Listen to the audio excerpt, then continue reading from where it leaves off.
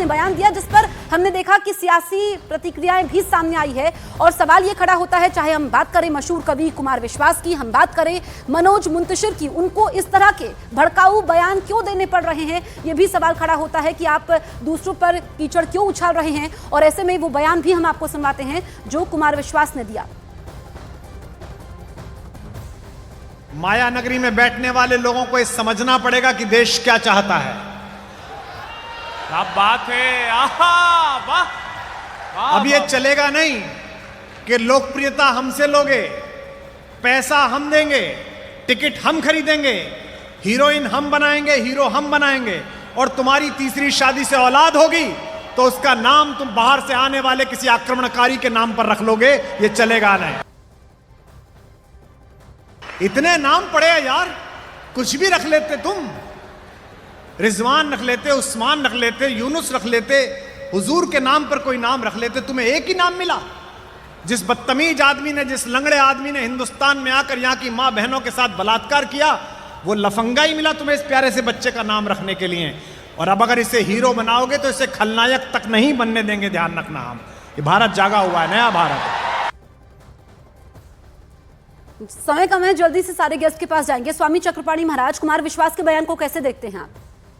देखिए जसप्रीत जी, चाहे कुमार विश्वास जी हो, चाहे मनोज जी हो, ये राष्ट्रवादी हिंदू कवि है और इसको इनकी भावना है। आप वो गलत क्या बोल रहे हैं? वो विदेशी आक्रांता आते हैं, हमारे देश को जबरदस्ती लूटते हैं, हिंसा करते हैं, और क्या चाहते हैं हमारे दुश्मनों, उन दुश्मनों के नाम से कोई रखे तो स्वाभाविक हर राष्ट्रवादी को अंदर एक दर्द होगा। जिसको हीरो हीरोइन हम लोग बनाते हैं, देश के लोग बनाते हैं, और उनके विरोधियों को, ये तो हमारे मौलाना साहब का भी विरोध करना चाहिए। आप हमारे दूसरे जो पैनलिस्ट बैठे उनको भी विरोध करना चाहिए। और देखिए जो मनोज जी ने जो बयान दिया है उसके पीछे कारण भी मौलाना साहब हैं, चाहे बड़ी इस्लामिक संस्थाएं हैं। जब थूक जिहाद होता है या लव जिहाद होता है तो ये लोग कोई भी उनके खिलाफ, उन लफंगों के खिलाफ फतवा जारी नहीं करते। जी, इस पर जवाब दीजिए जो चक्रपाणी जी आरोप लगा रहे हैं।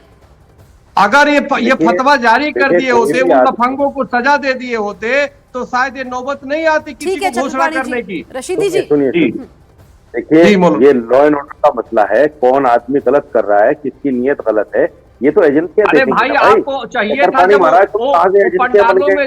तुम कहां से अपने आप को अरे सुनो, बीच में मत बोला करो भाई, बीच में मत बोला करो भाई, बीच में मत बोला करो। जब बोलने का समय होता है तब बोला करो। मैं कह रहा हूं ये लॉ एंड ऑर्डर का मसला है। एजेंसियां हमारी किस लिए है?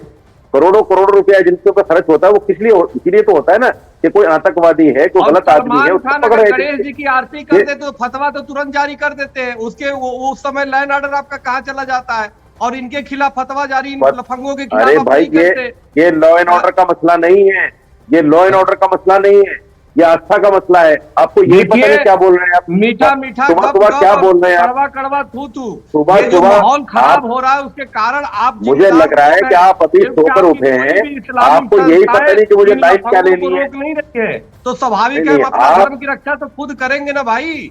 हम तो आप सुबह सुबह सोकर उठे हैं, आपको यही पता नहीं लग रहा है कि आप लाइन क्या ले। कभी आस्था पे चले जाते हैं, कभी लॉ एंड ऑर्डर पे चले जाते हैं। अरे भाई जवाब कुछ कहना चाह रहे हैं इस पर, सही जवाब के पास मैं जाती हूँ। जी सवाल रिपीट कर दीजिए अपना। आप कुछ कहना चाह रहे थे। ये जो कुमार विश्वास ने बयान दिया है करीना कपूर को लेकर के, क्या ये सही है? नहीं, मैं कुमार विश्वास की इस बात से बिल्कुल भी सहमत नहीं हूँ, क्योंकि हिंदुस्तान के अंदर आप आजाद मुल्क के अंदर हैं और आपको कॉन्स्टिट्यूशन दिया गया है। जो लोग राजनीति में नहीं चले, अब वो सस्ती लोकप्रियता के ऊपर भी चाह रहे हैं कि अपनी टीआरपी हासिल कर सके। गए थे वो एक पॉलिटिकल पार्टी के अंदर, काफी लंबे वक्त से रहे थे, उनको कुछ मिल नहीं पाया, तो उनके अंदर एक मैं फ्रस्ट्रेशन देखता हूं कि वो पॉलिटिक्स के अंदर कुछ ज्यादा नहीं कर पाए, तो एक कवि के तौर पे और तमाम तरीके से कवि को बहुत सरल होना चाहिए, जिसकी भाषा जो है बहुत मर्यादित होना चाहिए। आप किसी के व्यक्तिगत लोगों के ऊपर क्यों टीका टिप्पणी कर रहे हैं? आपको ये किसने इजाजत दे दी? आप अपने घर में देखिए, आपका घर कितना सही है। आप दूसरों को ज्ञान देने से पहले आप अपना घर देखिए, दूसरों को ज्ञान मत दीजिए। डॉक्टर नीति शर्मा, जो ये एक चलन सा चल गया है कि किसी के भी निजी जिंदगी में हस्तक्षेप करना, कौन क्या नाम रख रहा है उस पर टिप्पणी कर देना, इसको आप कैसे देख रही हैं इस ट्रेंड को? कि दुश्मनों के नाम से अपना नाम रखो, देश का खाओ और दुश्मनों का नाम गुणगान करो। जसप्रीत जी, नीति शर्मा के लिए मेरा सवाल था। जसप्रीत जी, मेरे सारे पैनल के से और आपके माध्यम से पूरे देश के लोगों से ये एक प्रश्न है, क्या आप आजादी को टेकन फॉर ग्रांटेड लेते हैं?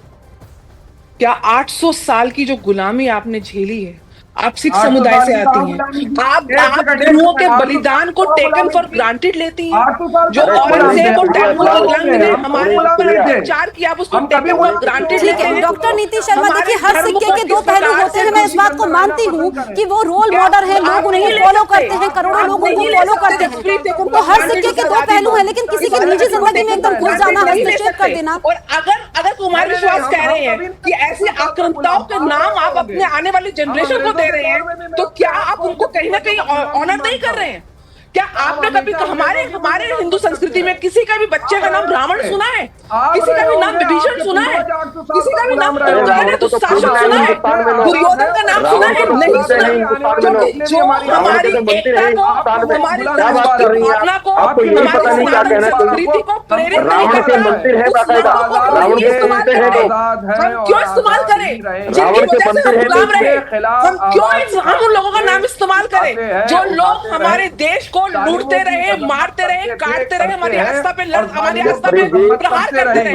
और साजिद साहब, मैं आपसे पूछती हूँ, मौलवी है ना, मदरसे हैं आपके अंदर इतने, आप ऐसे क्यों नहीं वहाँ पे फतवा लगाते? ठीक है, थम जाइए। ठीक है, रशीदी जी कुछ बोलना चाह रहे हैं, जल्दी से एक रिएक्शन में लूंगी। रशीदी जी, देखिए अभी डॉक्टर नीति ने कहा कि हमारे यहाँ रावण का नाम नहीं है। रावण के तो मंदिर है हिंदुस्तान में, रावण को तो बाकायदा पूजा जाता है हिंदुस्तान में, गोडसे को पूजा जाता है, गोडसे के मंदिर है। नहीं सुनेंगे आप साजिद साहब, किसी संतान का नाम शासन नहीं सुनेंगे, किसी की संतान का नाम दुर्योधन नहीं सुनेंगे, तो लगता है तो वो सनातनी नहीं है। क्योंकि यहाँ पे राम को आप रावण सनातनी है। जिस आजादी की बात करते हो, उस आजादी की कीमत हम लोगों ने क्या दी है, उसको आप कैसे टेकन फॉर ग्रांटेड ले सकते हैं? आप लोग क्यों नहीं सत्य निकालते हैं लोगों के खिलाफ? जो सेक्युलरिज्म के नाम पे सनातनी है क्या? रावण सनातनी है क्या? जो बच्चों के हाथ में किताबें होनी चाहिए मदरसों के, उनके हाथ में पत्थर और बम देते हैं। हिंदू धर्म के लोग पूछते हैं। आप अपने समाज को सिखाइए कि किस प्रकार से पूरे विश्व में एकमात्र भारत देश ऐसा है जहाँ पे मुसलमान सबसे ज्यादा सिक्योर है, सबसे ज्यादा सुरक्षित है, सबसे ज्यादा सम्मान पाता है। उस सम्मान को कम से कम आप ऑनर तो करिए, चलने दो। आप ऑनर तो करिए उस सम्मान को। मोहब्बत का देश है, हमारे पवित्र स्थानों पर आप लोगों के नफरत फैलाने से हिंदू मुसलमान लड़ेगा नहीं, लैंड जिहाद करेंगे, तो हमारी शुद्धता को आपको पवित्र करने का कोई राइट नहीं है। कुमार विश्वास क्या है? क्या आप क्या जल से निकलते हैं, उनमें पत्थरबाजी होती है? जाके देखिए मुस्लिम कंट्रीज में क्या हाल है। आप लोगों को वहां से भगाया जा रहा है, यहाँ पे सम्मान कर रहते हैं। रशीदी जी, एक छोटा सा सवाल मेरा आपसे है, जो महाकुंभ है ये करोड़ों लोगों की आस्था का केंद्र है, ये 12 साल में हो रहा है, और यहाँ पर हर सनातनी की, हिंदू की आस्था होती है कि एक बार वहां जाए, आस्था की डुबकी लगाए। तो फिर जो भड़काऊ बयान दिए जाते हैं दूसरे पक्ष की तरफ से भी, वो सब नहीं होना चाहिए ना? हिंदू मुसलमान किसी की तरफ से भी नहीं होना चाहिए। हर सिक्के के दो पहलू होते हैं। नहीं, बिल्कुल बिल्कुल। देखिए मैं मानता हूँ भड़काऊ बयान जो भी दे उस पर कार्रवाई होनी चाहिए, चाहे वो मुसलमान थे चाहे हिंदू थे। अगर कार्रवाई हो जाए वक्त रहते हुए, तो ये जो चक्करपाणी महाराज डॉक्टर नीति बोल रही है, इनके खिलाफ भी कार्रवाई होनी चाहिए, सबके खिलाफ कार्रवाई होनी चाहिए। ये इस तरह की नफरत देश में फैलाना चाहते हैं, क्यों फैलाना चाहते हैं? 15 मिनट दे दो तो हम तुम्हें बता दें, हमें तुम लॉ एंड ऑर्डर दे दो तो हम तुमको बता दें। उन बयानों के लिए क्या बोलेंगे मौलवी साहब? उन बयानों के लिए क्या बोलेंगे? मदरसों में जब कट्टे मिले जाते हैं, हथियार पाए जाते हैं, उन हथियारों के लिए क्या बोलेंगे? जो मदरसों में बच्चों के हाथ किताबें होती हैं, उनके हाथ में पत्थर थमा देते हो, उन पत्थरों के लिए क्या बोलोगे मौलवी साहब? आरएसएस के लोग हैं ये, आरएसएस के भागवत जी ने तो बयान दे ही दिया है। स्वामी चक्रपाणी महाराज जी, ये मैं कहना ये चाहता हूँ, चाहे कुमार विश्वास जी हो, चाहे मनोज मुंतशिर जी हो, इन लोगों ने कुछ गलत बयान नहीं दिया। जो भी ये कह रहे हैं राष्ट्र के लिए कह रहे हैं। और जो मौलाना साहब है, अरे सुनिए ना, बीच में फिर बोलने लगे, मैं चुप रहा, फिर बीच में बोलने लगे, टीवी जिहाद करने लगे। अरे सुनो भाई मौलाना साहब, टीवी जिहाद मत करो, टीवी जिहाद करने लगे। अभी सिखा रहे थे प्रेम और मोहब्बत की बातें कर रहे हो, प्रेम की बातें करते करते तो देश का विभाजन करवा दिया। शर्म आनी चाहिए आप लोगों को, देश का विभाजन करा दिया, आप क्या करोगे? आप प्रेम और सेकुलर के नाम पर हमारी जो है हिंदू बेटी बहनों के साथ इतनी लव जिहाद हुआ, उस समय मुंह आपकी बंद हो जाता है। शर्म आनी चाहिए आपको। क्या बोलते हैं आप, क्या बोलते हैं, क्या करते हैं? जमीन आसमान का आपका अंतर है। वाद विवाद होता है, ठीक है, अपनी अपनी राय रखिए। ये नेशनल टेलीविजन है, करोड़ों लोग हमारे दर्शक है जो सुन रहे हैं। इनको सिखाइए, बीच में बोल रहे हैं। प्रेम की बात करके तो देश विभाजन करवा दिया, देश की ऐसी तैसी आप लोगों ने कर दिया, पूरे विश्व में कलह मचाया हुआ है। क्या बातें करेंगे आप सिखाओगे, आप सिखाओगे सद्भावना। मेरा सभी मेहमानों से निवेदन है, मेरा सभी मेहमानों से, पैनल में जो 4 मेहमान मौजूद हैं, कि भाषा की मर्यादा होती है, ठीक है, निजी हमले नहीं करने चाहिए, लेकिन साजिद रशीदी जी जो यहाँ पर स्वामी चक्रपाणी कह रहे हैं, या मेरी बात सुनिए, जो प्रीति जो कह रही थी कि जो हालात ऐसे बने पहले, उसका रिएक्शन ये हो रहा है। ऐसे हालात आखिर बने क्यों हैं, इस पर भी हमें सोचना होगा।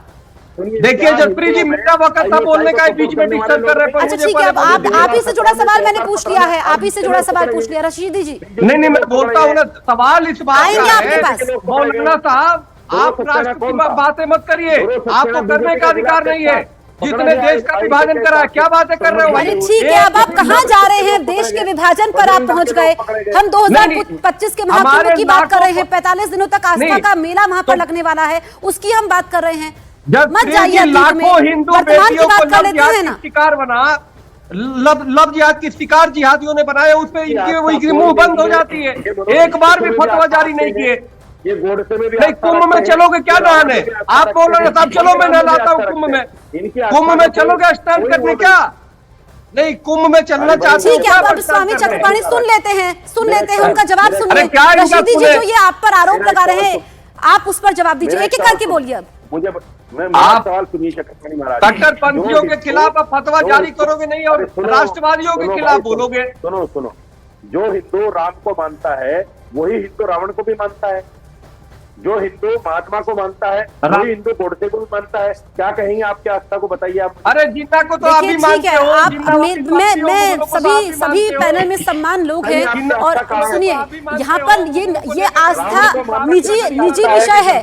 कौन किसको मानता है, गुरुद्वारे जाता है, मस्जिद जाता है, मंदिर जाता है, चर्च जाता है, ये निजी आस्था होनी चाहिए। हर व्यक्ति की मौलिक अधिकार भी है, धार्मिक आजादी। ठीक है, देखिए मुद्दे से डिबेट होते, समय हमारे पास बहुत कम है, आप सभी का बहुत बहुत शुक्रिया हमसे बातचीत करने के लिए। मनोज मुंतशिर का जो बयान, जो विवादों में है, जिस पर इतनी प्रतिक्रियाएं सामने आ रही है, सियासी बहस भी छिड़ी हुई है, एक बार फिर से वो बयान आप सुनिए। क्या इस्लाम मूर्ति पूजा में विश्वास करता है? समुद्र मंथन से निकला हुआ अमृत प्रयागराज में छलक गया था, क्या इस थ्योरी को मुसलमान मानते हैं?